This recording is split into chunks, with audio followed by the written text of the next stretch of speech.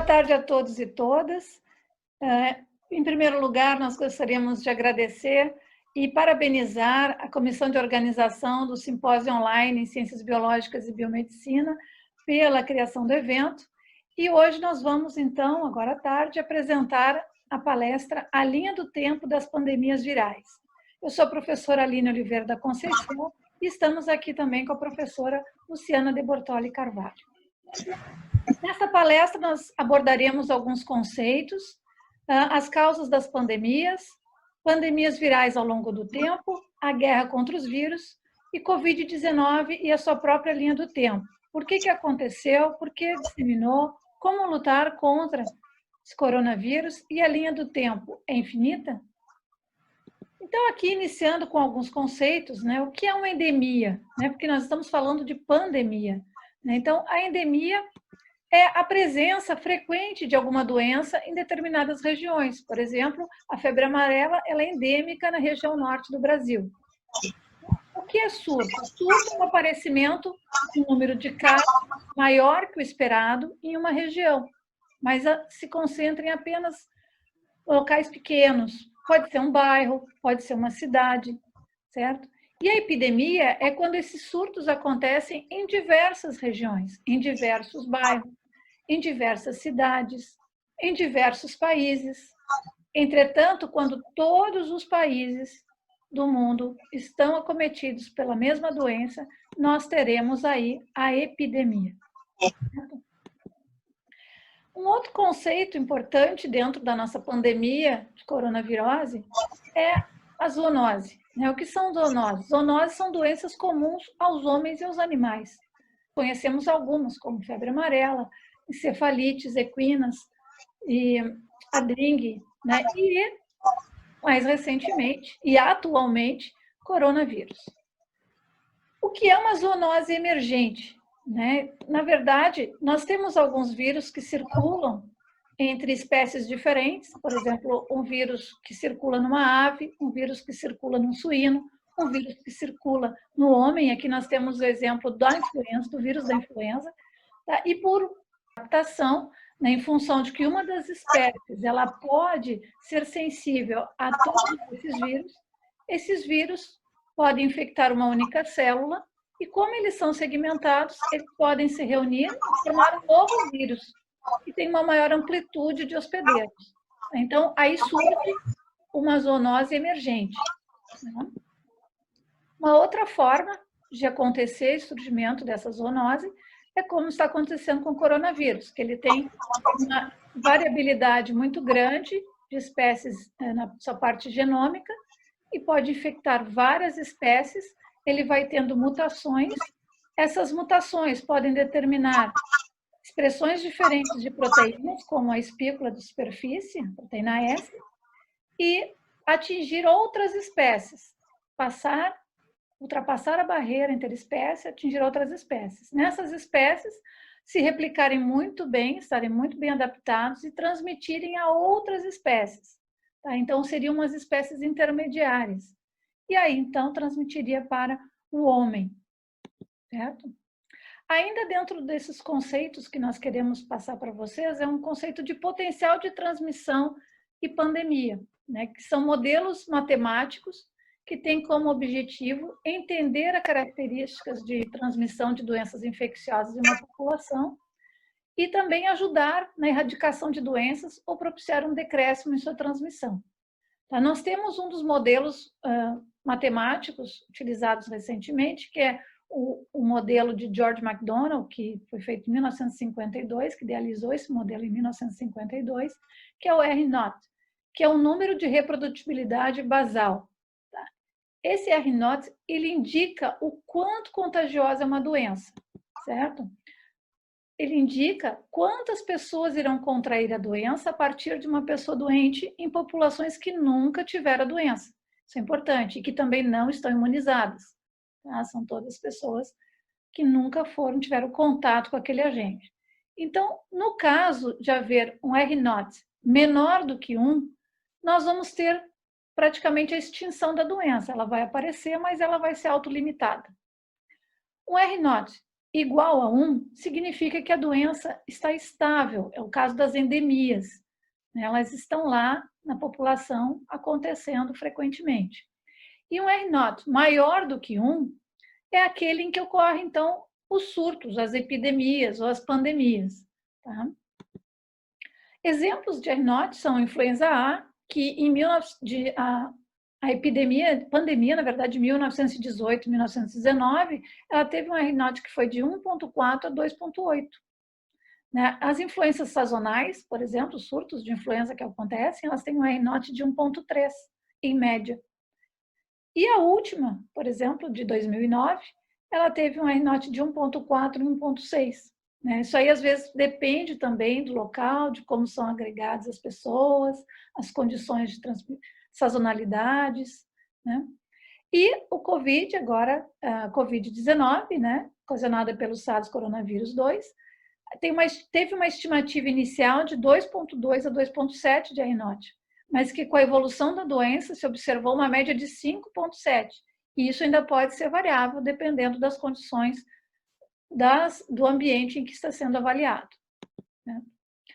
Vocês podem observar uma relação do aumento do R0 em relação ao potencial de contágio desses agentes.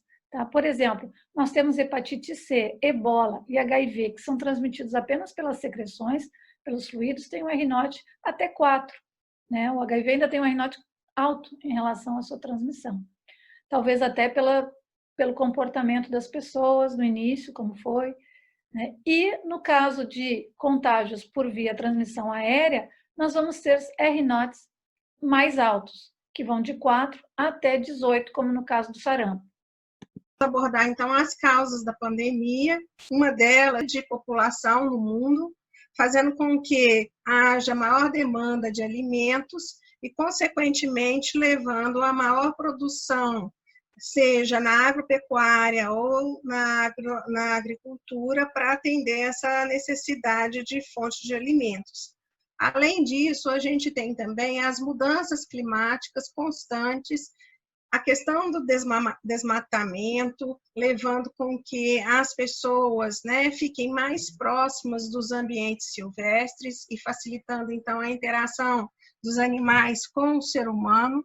Além disso, a gente tem também as alterações causadas pela mineração, né, fazendo a modificação do solo, né, revolvendo o solo.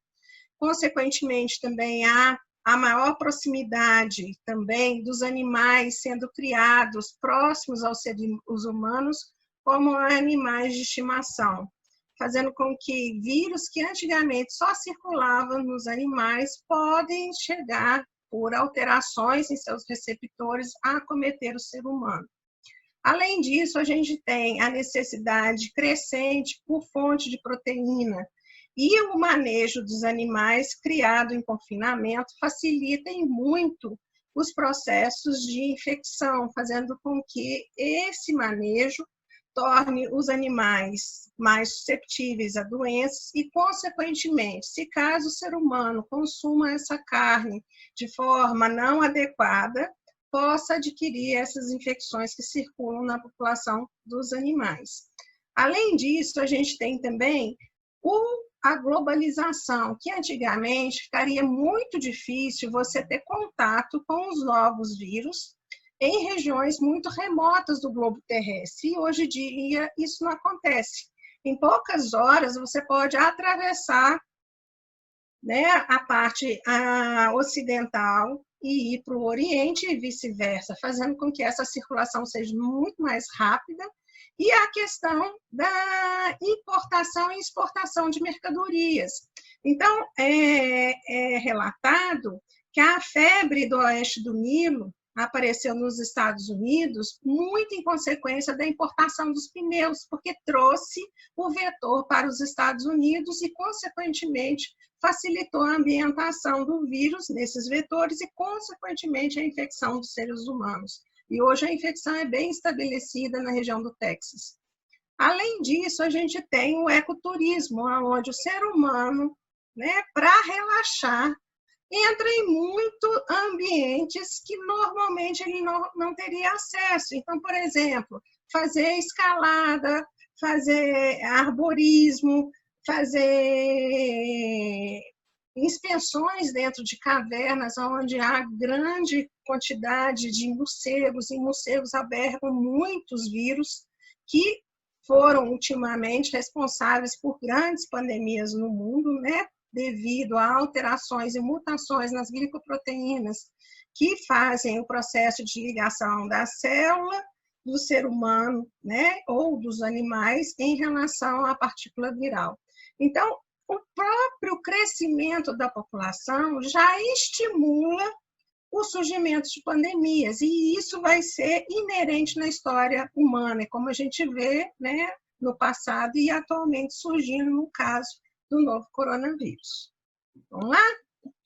Então, vamos ver algumas pandemias que aconteceram ao longo dos anos, e milhares de anos aqui a gente pode considerar. Tiveram algumas, só para nós separarmos, que foram pandemias sérias que arrasaram as civilizações, como a peste de Justiniano, a peste negra, mas que não eram de agentes virais.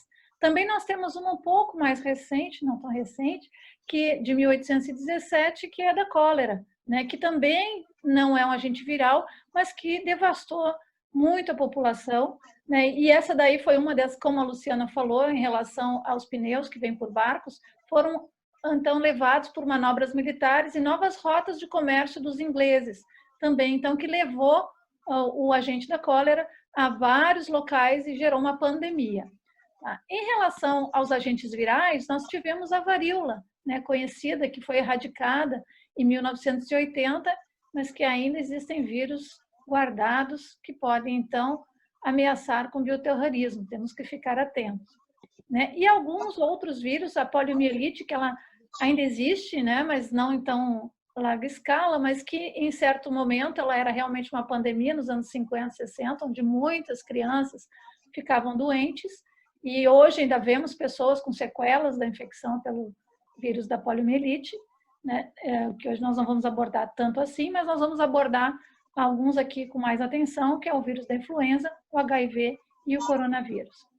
Né, o vírus da influenza, ou que, né, nos dá gripe, tiveram várias epidemias e algumas grandes pandemias. Né, nós tivemos epidemias, ou seja, que ficam restritas a alguns países, mas aqui no caso nós tivemos em 1890 a influenza na Rússia, em 1889, que chegou a matar 1,5 milhão de pessoas. A de Hong Kong, em 1900, que aqui não temos nem dados, não sabemos nem quantas pessoas morreram, mas dizimou muito a população. A gripe, depois outras epidemias, como a influenza asiática, em 1957, que matou 2 milhões de pessoas.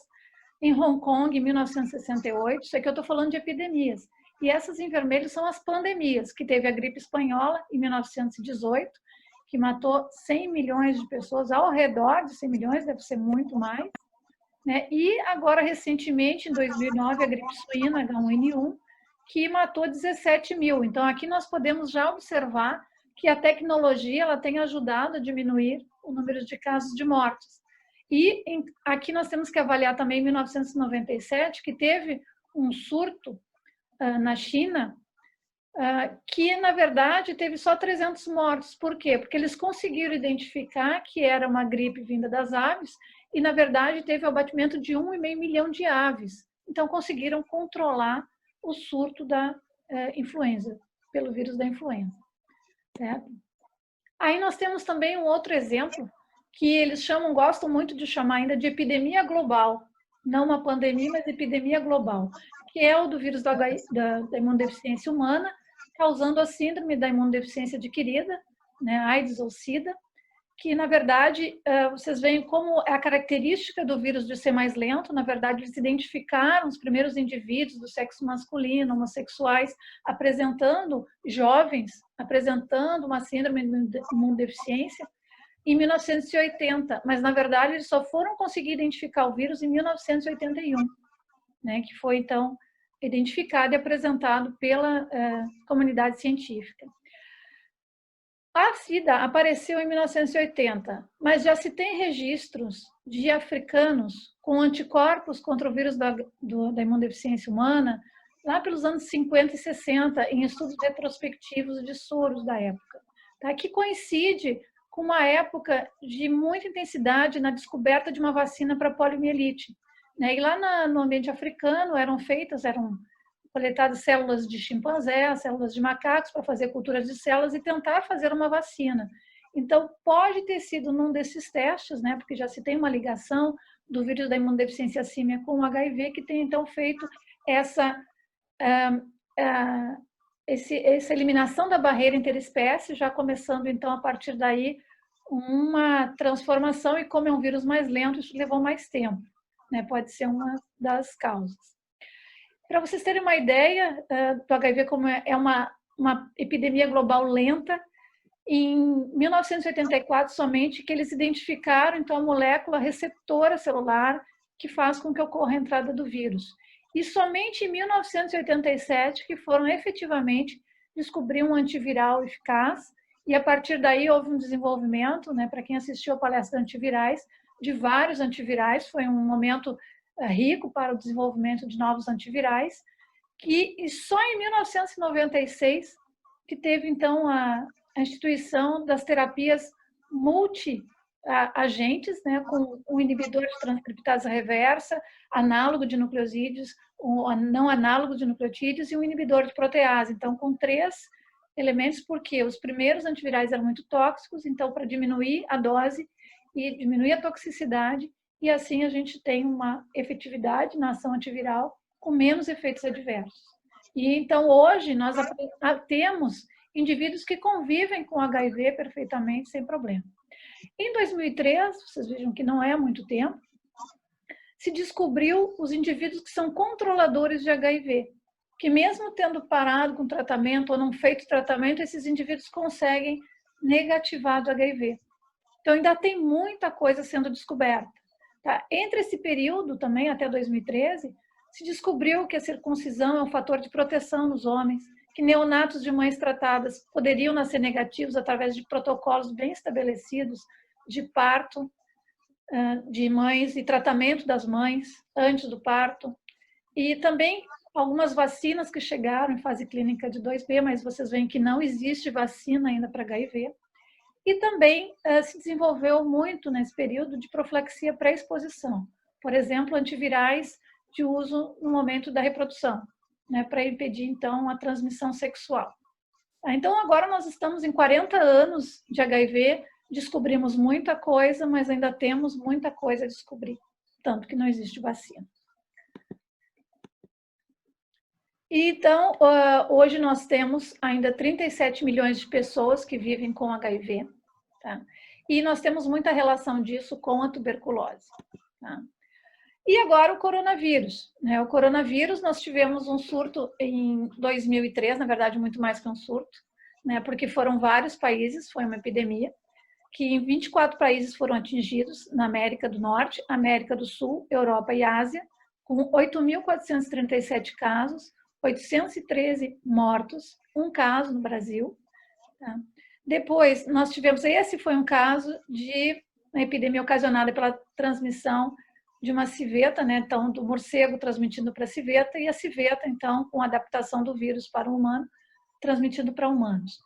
Em 2012, nós tivemos uma nova epidemia de coronavírus, dessa vez do morcego para o camelo, do camelo para o homem, chamada de MERS coronavírus, né, que atingiu, então, a Península Arábica, a Europa, América do Norte, África e Ásia. Tá? Então, não atingiu o mundo inteiro, mas atingiu vários continentes. E o nosso atual, nesse caso, tiveram 8.494 casos confirmados em laboratório, 858 mortes, foram 27 países atingidos, né, e 12 países que relataram, então, casos na região do Mediterrâneo até novembro de 2019. Então, deu uma controlada. No caso da nossa pandemia atual, né, 2019, o que nós temos em relação a ela? Nós temos que ela foi notificada em 31 de dezembro de 2019, né, que os chineses, então, notificaram a Organização Mundial da Saúde, Só no primeiro mês nós tivemos já muitas descobertas, porque eles já estavam preparados por outros, né, em função de outras epidemias da SARS-coronavírus e do MERS-coronavírus. Então, no dia 7 já teve isolamento, 7 de janeiro teve isolamento do agente, 11 de janeiro já se fez a origem epidemiológica, né, já se estabeleceu aquela feira de animais. Dia 12 já teve o sequenciamento liberado, tá? E dia 15 já teve casos importados. Teve o primeiro caso no Japão. E dia 20, o primeiro caso na Coreia, tá? Que são casos já exportados. Então, é sinal que já tinha saído da China. Tá? Então, em janeiro, nós tínhamos 282 casos, com 12 mortes. Desculpa, 12 indivíduos doentes, graves, e 6 mortes naquele período.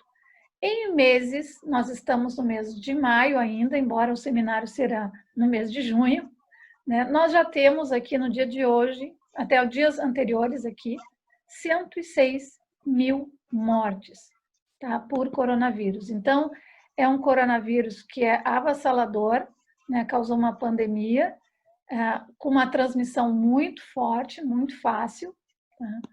Tendo que usar medidas, então, de guerra contra esse vírus. E, na verdade, a gente está em situação de guerra biológica e, para tanto, a gente precisa conhecer melhor o vírus, fazendo sequenciamento de nova geração da partícula viral, para justamente ver as alterações que, porventura, essa partícula for adquirindo no momento em que essa infecção se espalha por populações diferentes. Então, no Brasil já foi relatado 3 cepas com características diferentes, que vieram da Ásia, que vieram dos Estados Unidos e que vieram da Itália. E, às vezes, essas mutações podem ter implicações na patogenia do vírus. Então, estão se pesquisando em relação a isso.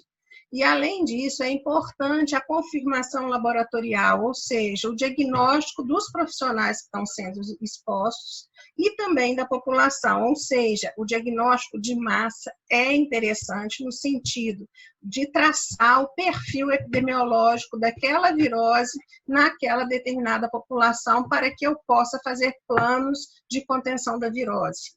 Além disso, a gente tem que falar para a população os riscos que essa infecção causa, e hoje no Brasil a gente tem muita dificuldade, porque há uma linha que defende que a economia não pode parar, e colocando em risco a vida da população, e ao mesmo tempo a outra linha que defende o isolamento e a contenção da virose para depois a abertura da economia.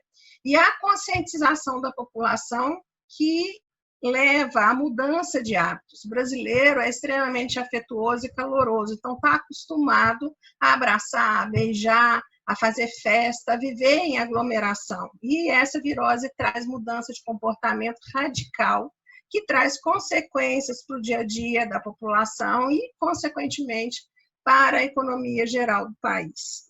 Além disso, a gente tem que fazer um plano de rastreamento e de quarentena e isolamento de contato. Então, se o indivíduo foi exposto, ele deve ser diagnosticado precocemente, colocado em isolamento e acompanhado pelo serviço de saúde, porque o que a gente tem visto é que, embora seja feito o diagnóstico, muitos dos pacientes não respeitam o isolamento e voltam a circular na população, contaminando outras pessoas. O estímulo, né, ao distanciamento social e as medidas de higiene pessoal e local é importantíssimo para conter essa virose. Então, na questão de distanciamento social, significa, se você mora distante de seus parentes, irmãos, avós, nesse momento não é recomendado que você faça visitas presenciais a essas pessoas. Você deve respeitar que cada um deve ficar na sua casa, evitando o contato pessoal. Além disso, você tem que reforçar as medidas de higiene, como lavagem das mãos, né, todas as vezes que você manusear alguma coisa. A higiene do local, com o uso de sanitizantes, porém a gente tem que ter um cuidado muito grande atualmente, porque está acontecendo casos de intoxicação com água sanitária. A água sanitária, para ser utilizada como sanitizante, ela deve ser diluída. Não há necessidade de você usar a água sanitária que você compra no supermercado diretamente sobre a superfície, porque isso vai causar irritação nos pulmões, pode levar a alergias e também a intoxicação.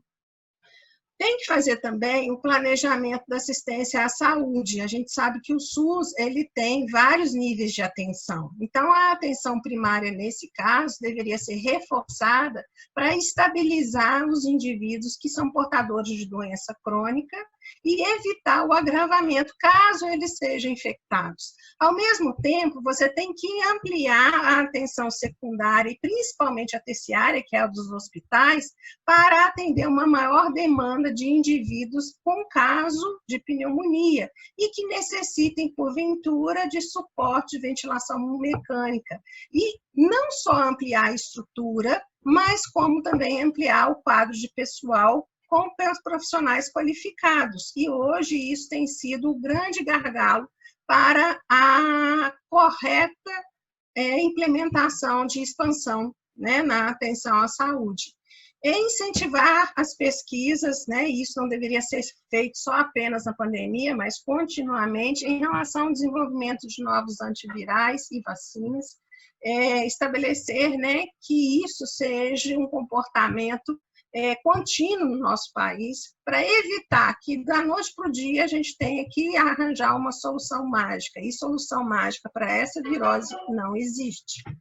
Planejamento de logística, porque essa virose demanda o transporte de insumos, que você tenha, né, garantido que na assistência à saúde você tenha os equipamentos necessários, os medicamentos disponíveis, os EPIs adequados para os profissionais, e o nosso país tem dimensão continental. Então, muitas das vezes, devido às medidas de contenção de espalhamento, a gente tem visto dificuldade de aquisição e transporte desses insumos ao longo do país e de todos os estados. E o planejamento econômico, porque a economia tem que dar suporte para a saúde, para se fazer um planejamento de contenção dessa virose o mais rápido possível, com sucesso adequado, para que a economia não fique parada. E aí se possa voltar à abertura de mercado, as pessoas circularem dentro das medidas recomendadas pela OMS, e assim o país chegar a funcionar de uma certa forma mais próximo do normal. Normal a gente não vai voltar enquanto não tiver antiviral e vacina. Então, por que aconteceu a Covid-19? Né? Nós temos dois aspectos aqui, uma das coisas que a Luciana já falou, que é comportamento humano, e a outra o vírus. Né? O que nós temos aqui? Nós temos um vírus que ele é RNA. Por si só, ter um genoma RNA já significa que é um vírus que tem muita mutação. Tá? A chance de acontecerem mutações em vírus RNA é bem maior do que em vírus DNA. Né? E segundo, nós temos aqui, então, dessa mutação que pode acontecer, dessas mudanças no genoma, já até inclusive falei anteriormente, isso vai repercutir na expressão das proteínas de superfície e glicoproteínas de superfície do próprio vírus. Então, isso aqui, ó, essa que nós estamos vendo, ó, cada corzinha dessas é um determinante da possibilidade de mudança genética do vírus e que vai infectar, então, diferentes espécies iniciais hospedeiras, né, e que está em constante movimentação. Tá? Então, a partir disso, vai então, ficar replicando nesses animais, transmitindo entre eles, até que um momento, por aproximação, por mudança de comportamento humano, até pela chegada da urbanização próximo a locais antes afastados, né, selvagens. Então, essa proximidade vai acontecendo, que vai, então, acabar ocorrendo a transmissão para outras espécies, e, por acaso, né, através dessa mutação, a gente já consegue uma adaptação e acaba entrando nessas espécies, se multiplicando facilmente.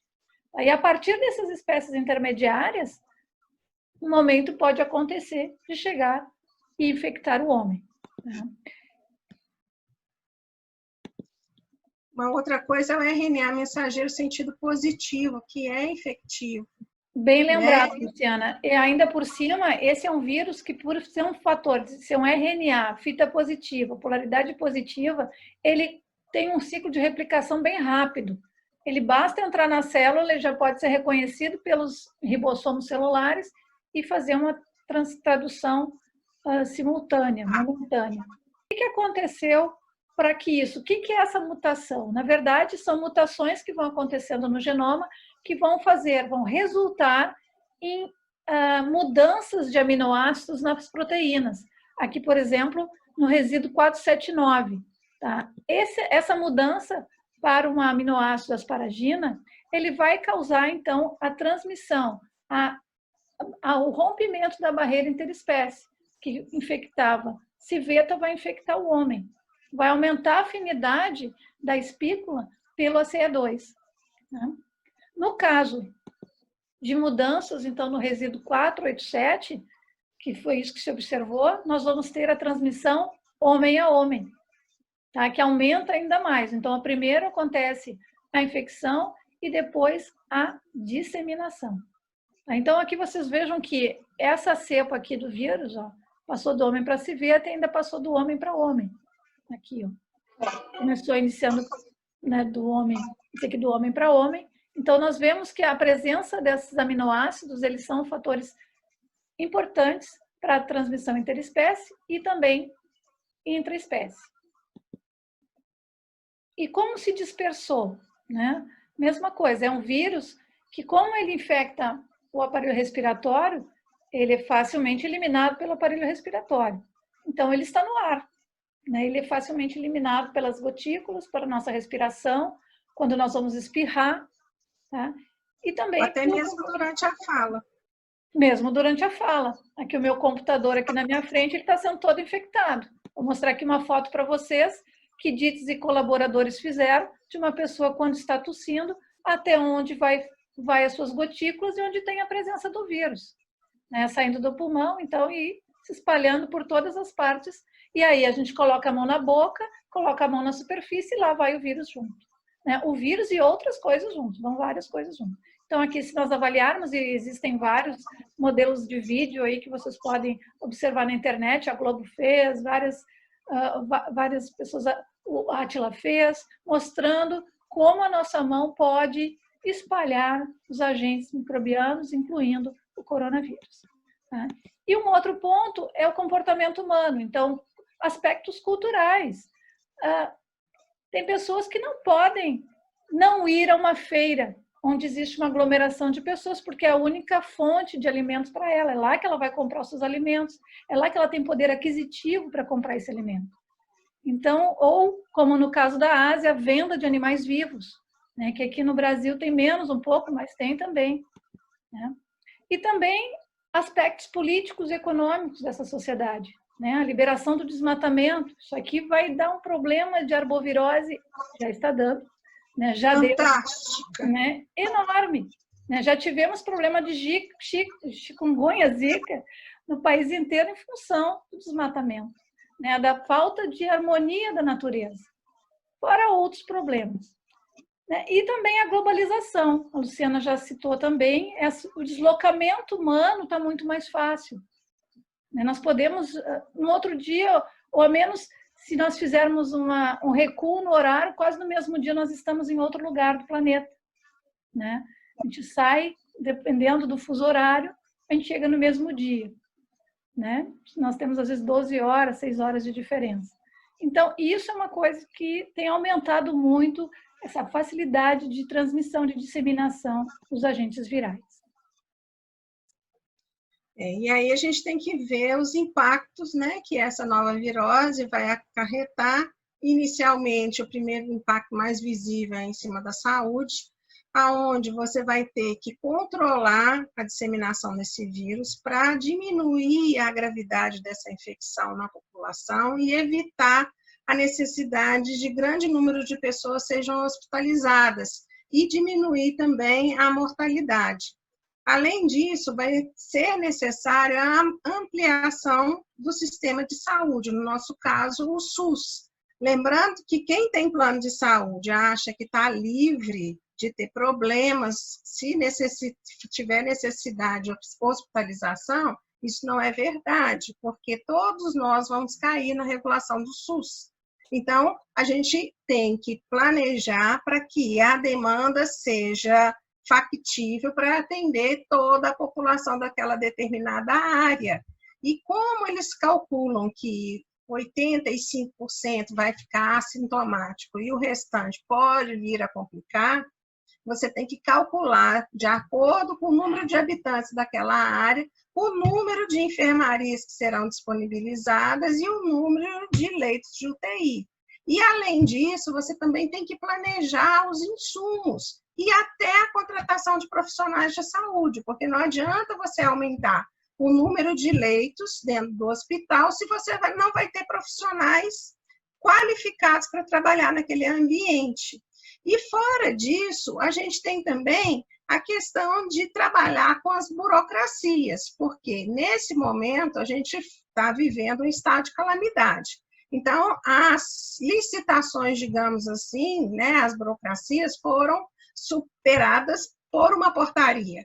Porém, você tem responsabilidades em relação às compras e como esse recurso que foi liberado pela parte financeira vai ser aplicada, e também a necessidade de que todas as pessoas envolvidas nesse atendimento tenham conhecimento, né, de medicina, da área de epidemiologia, de infectologia, que os veterinários também sejam envolvidos, porque como se trata de uma zoonose, já há relatos de que esse vírus possa infectar outros animais, não só animais silvestres, há necessidade de um acompanhamento e orientação adequada da população.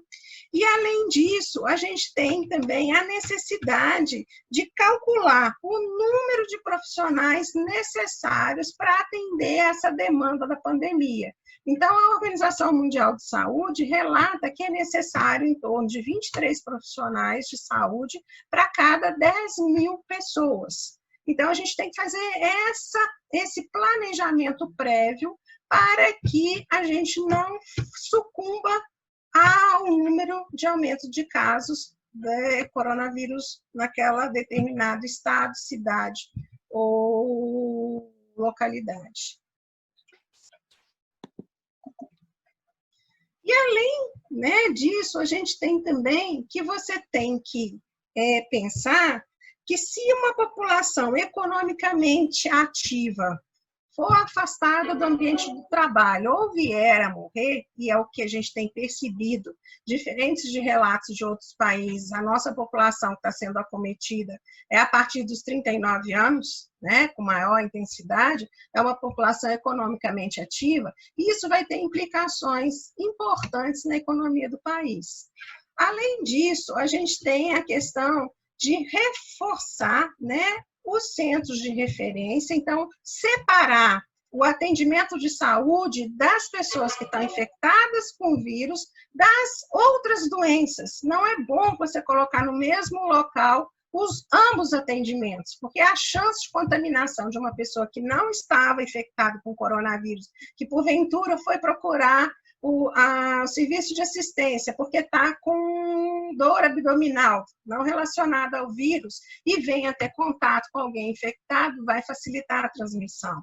Além disso, você tem também que os profissionais de saúde, é o que a gente tem visto, principalmente aqui na região de Ilhéus, ocorreu muita contaminação desses profissionais. E aí a gente tem o absenteísmo, porque esses profissionais vão ser necessários ser afastados para evitar a contaminação de outras pessoas, ou mesmo que esses profissionais vão ter necessidade de cuidar de seus parentes, porque foram infectados, ficaram assintomáticos e levaram o vírus para sua residência, e até mesmo a questões de medo de se expor à virose. Então, tem se observado, dentre os profissionais de saúde, muito atestado médico.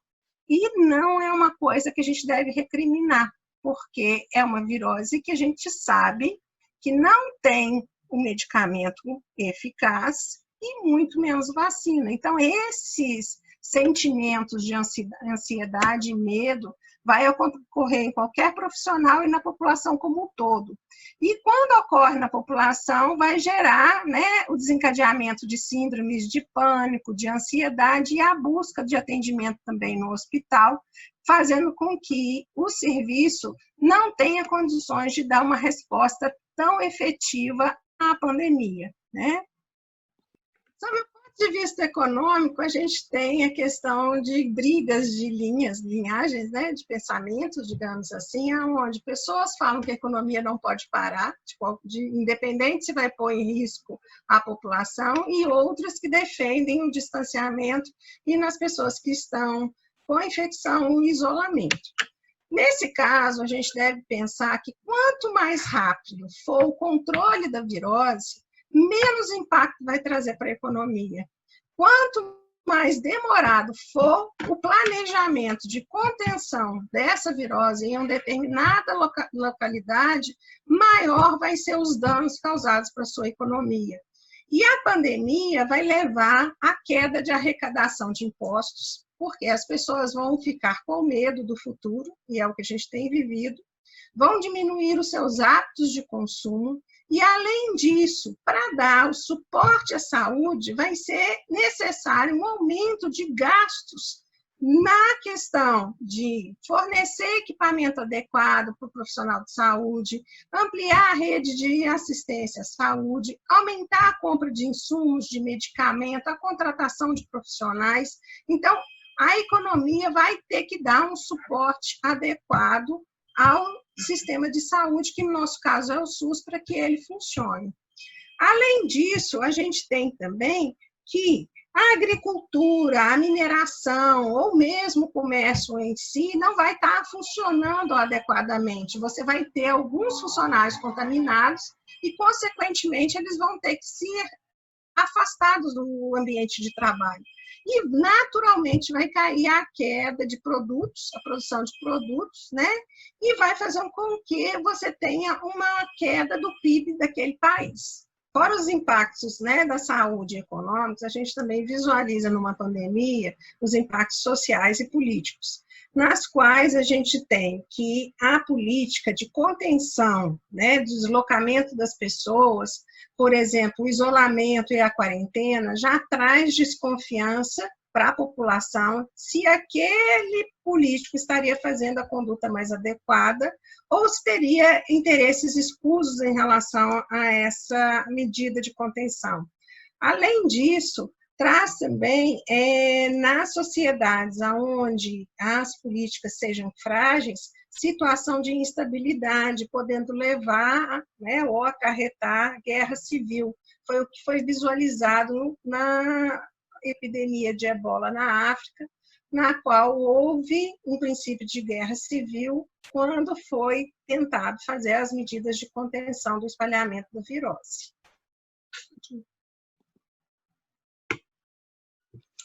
Então, como lutar contra essa virose?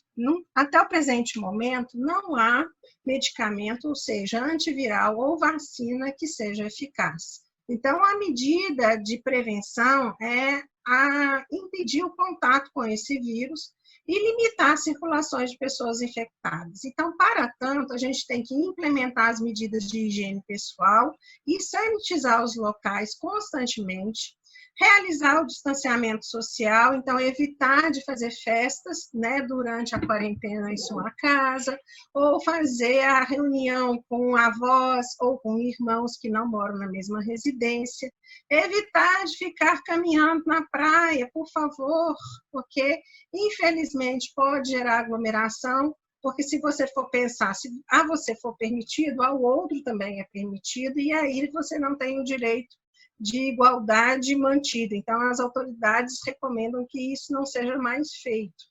O uso de máscaras e óculos de proteção, principalmente no comércio, caso ocorra a reabertura da economia, nos locais de trabalho, nas escolas e vias públicas, fazer o isolamento e acompanhamento dos indivíduos infectados em sua residência, evitando que eles vá até o serviço de saúde e, consequentemente, tenha contato com outras pessoas e, assim, fazendo com que esse vírus se dissemine, né, de uma forma mais eficaz, né, mais favorável ao vírus, realizar o diagnóstico precoce e fazer o acompanhamento através de consulta médica, monitorar os profissionais expostos, né, à virose frequentemente e fazer o acompanhamento médico desses profissionais. Então, são medidas que são necessárias serem adotadas. E quais as perspectivas que a gente tem dessa pandemia no país? Então, é urgente fazer a elaboração de protocolos que reduzam a interação dos indivíduos infectados com os não infectados, através do isolamento efetivo desses indivíduos e realização de diagnóstico precoce e efetivo. Hoje, a OMS já reportou que o teste rápido não é melhor teste para fazer o acompanhamento dos profissionais de saúde, porque ele dá falso positivo, falso negativo, então deve ser atrelado ao diagnóstico de biologia molecular. Estabelecer o acompanhamento dos indivíduos em quarentena por profissionais de saúde e eles serem acompanhados de perto dentro dos seus locais de residência. Estabelecer práticas de distanciamento e rodízio de dia e horário para a abertura do comércio e fazer a testagem periódica dos funcionários que vão estar trabalhando naquele ambiente. Limitar em locais fechados o número de pessoas que vão ter acesso a esse local e obrigar essas pessoas a usar máscara e óculos, que o vírus também é adquirido através da conjuntiva, né?